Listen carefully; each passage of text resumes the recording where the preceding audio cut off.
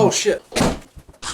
You guys like music? I like music. I like music a lot. In fact, I've liked music for a while now, and a few years ago, I decided that I should start collecting CDs, which I've been told are the most obsolete form of music collecting, but that is an opinion. So, we have all my CDs. I counted them. This is gonna be a 4-part series where I go through my current collection, because I haven't been buying a lot recently because of... But, you know, as it stands, this is my current CD collection. I'm going to be going through the albums in order of artist name or band name, and then if I have more than one album of a certain artist, instead of alphabetically, the year that the album was released. And then when you have it on your shelf, this is the beginning of the timeline, and this is the end of the timeline. I'm like, that makes sense.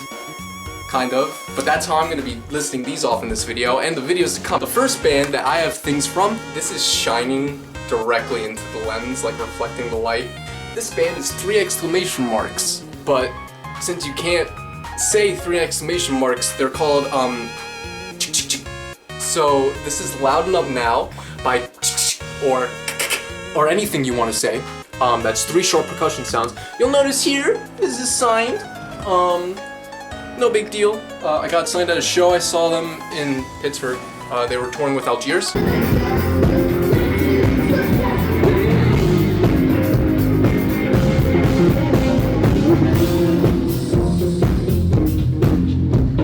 This isn't signed. This is the next one I have, which is Strange Weather, isn't it? It's better than this one, in my opinion. And the last one I have by them is Thriller, and it is my favorite album of theirs, and it's also signed. I got signed at the same show I got Loud Enough Now signed at. I'm already disorganizing the albums as I'm putting them down, so that's great. Next up, we're going into the A's. This is Antarctigo Vespucci's Love in the Time of Email, and if you'll notice, signed by Chris Farron and Jeff Rosenstock. Here's a pic of me meeting them. Got signed at a show.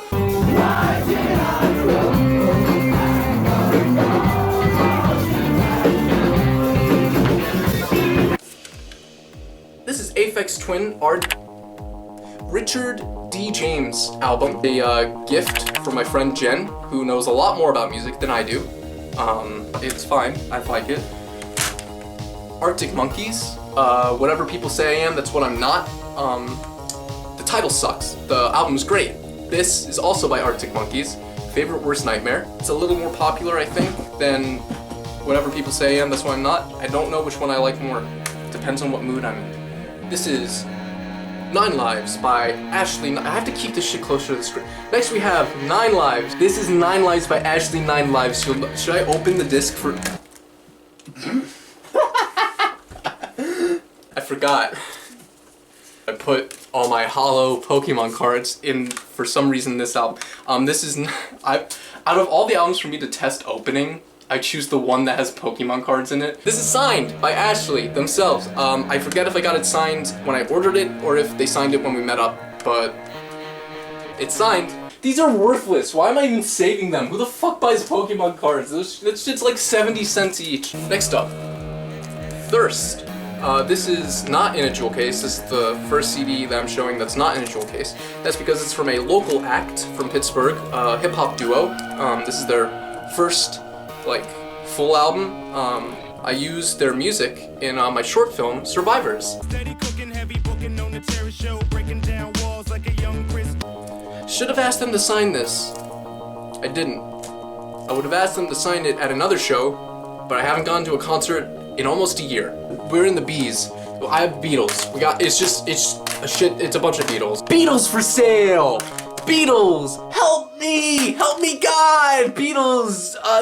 Sgt. Pepper. I almost said that was the Magic Mystery Tour. The White Album.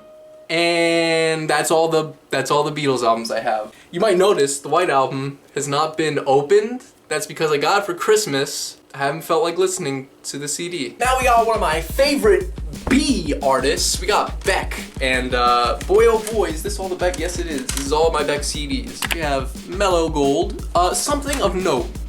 Very interesting. I have no idea why this is. I got this at a Goodwill. I got this specific CD at a Goodwill. When you open it up, you'll notice there's a signature here that looks absolutely nothing like Beck's signature.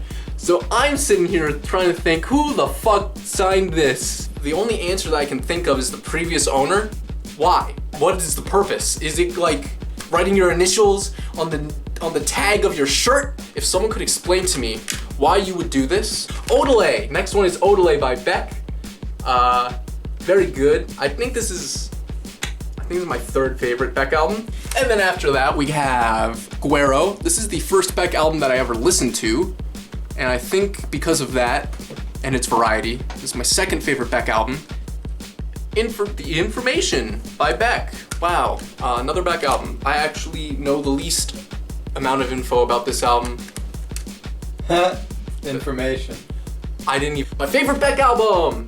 Beck, Modern Guild. One of the main reasons I like this so much is because it was a collaboration with Danger Mouse, who produced Demon Days by Gorillaz, as well as a lot of other projects that I really like, including some that we will be seeing later on in actually this part. Can you tell I've never made a video like this before? Blur. So Blur is one of the first bands I got into, period. The first band I got into was Gorillaz, the second one was Blur because of Gorillaz, and yeah, no, Brit rock, good stuff. This one, it's fine, it's alright. Modern Life is rubbish, it's okay. But you know what is more than just okay? We got fucking Park Life Boys. What helped define the Brit rock in the 90s? All the people. All the... I'm trying to think of a thing to say instead of people. I think this is my favorite Blur album. The Great Escape. So this is another Blur album. It's not as good as Park Life, but it's better than Modern Life is Rubbish. It kind of feels like the score to a musical in some places, but it works. This thing goes like... I know we got the best of Blur. This is the first CD I ever bought. Surprise, surprise. I don't know what year it was when I got it or how old I was when I got it, but this very CD that I'm holding in my hands, the best of Blur, the first thing I ever bought, got at the exchange. Almost all these CDs, unless I bought them online, were used because I'm not a bourgeoisie piece of shit. So we got this side. It's one disc, but then when you do this, whoa! It's like turned into the next chapter of a book, baby. I got live versions of the songs on this side.